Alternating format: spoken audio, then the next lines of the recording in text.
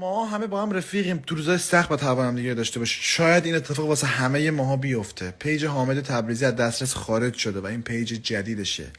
ایشالا که برگرده ما باید هم دیگه رو داشته باشیم. کسی که دوست دارن پیجشو دنبال کنن. بیا تو پیج.